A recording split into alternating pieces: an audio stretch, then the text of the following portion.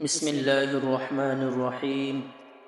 মূর্খের সমালোচনায় কান দিবেন না। দুনিয়ার অজ্ঞ মূর্খরা তো সকল সৃষ্টির স্রষ্টা আল্লাহকেও গালি দিয়েছে।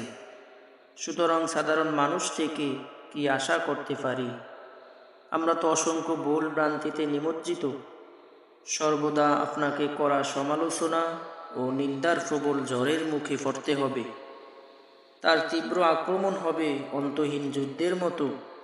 যখন আপনি উন্নতি করবেন, নিজেকে প্রকাশিত করবেন ও উদ্ভাসিত করবেন, অন্যের উপর প্রভাব বিস্তার করবেন, তখনই হয়তো আপনার ভাগ্যে জুটবে অবজ্ঞা, নয়তো তীব্র নিন্দা। যত না আপনি ভূগর্ভস্থ সুড়ঙ্গ পথে কিংবা আকাশচুম্বী মহিষরে জনগণ থেকে পালিয়ে যাবেন, তারা আপনার নিন্দা করা এবং চরিত্র হননের চেষ্টা থেকে কখনোই বিরত থাকবে না।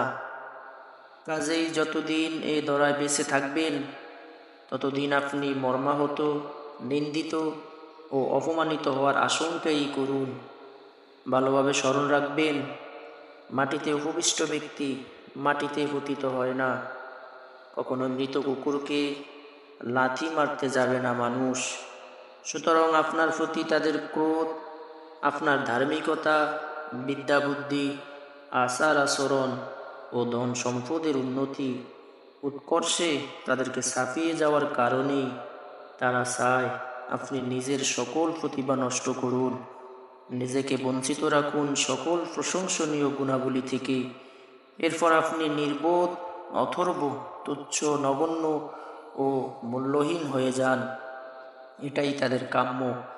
আপনি একজন অনুপকারী, ক্ষতিকর ও গোবেচারা হয়ে যান। তবে তাদের দৃষ্টিতে আপনি একজন সীমালঙ্ঘনকারী ও পাপী হবেন। কখনো সম্ভব হবে না যে ভুল ও পাপের প্রায়শ্চিত্ত। এটাই আপনার জন্য তাদের একান্ত কামনা। আপনি তাদের নিন্দা অপমানে ধৈর্যশীল থাকুন। কখনো তাদের কথায় মর্মাহত হবেন না, ক্রুদ্ধ ও রাগান্বিত হবেন না। সুযোগ দিবেন না আপনার উপর তাদের প্রভাব বিস্তারের। তবেই আপনি উপলব্ধি করতে পারবেন তাদের একান্ত মনোবাসনা। নয়তো ক্ষতি হবে আপনারই, আর আপনার ক্ষতি তাদের একান্ত কাম্য। আপনি তাদের প্রতি ক্রুদ্ধ ও রাগান্বিত হবেন না। অধিক সদাচরণ প্রদর্শন করুন, ক্ষমা করুন তাদের, নির্লিপ্ত থাকুন তাদের তিক্ত কথায়, কষ্টবোধ করবেন না তাদের চক্রান্তে। আপনার প্রতি তাদের অবজ্ঞা অবশেষে আপনার মূল্য মর্যাদায় বৃদ্ধি করবে নিঃসন্দেহে।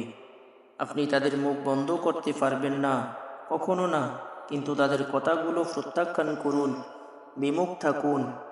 তাদের কটূক্তির প্রতি স্মৃতির ক্যানভাস থেকে মুছে দিন তাদের নিন্দা, সমালোচনা। এটা আপনি নিশ্চয়ই পারবেন। পবিত্র কোরআনে ইরশাদ হচ্ছে, কুল মুতু বিগাইজিকুম, বলুন তোমাদের আক্রোশে তোমরাই মরো। বৃদ্ধি করুন আপনার গুণাবলী, শানিত করুন আপনার প্রতিভা। এতে প্রকৃতপক্ষে তাদের ক্রোধই বাড়বে আর ক্ষতিগ্রস্ত হবে আপনার নিন্দুক সমালোচক গোষ্ঠীর। এভাবেই পূর্ণ হবে আপনার প্রতিশোধ। আপনি কি সকলের নিকট সাদর সমাদৃত হতে চান, গ্রহণযোগ্য হতে চান, সকলের ভালোবাসা পেতে চান? তাহলে আপনাকে অসাধ্য সাধনের চেষ্টাও করতে হবে। আপনার পক্ষে তা সম্ভব, নিশ্চয়ই সম্ভব।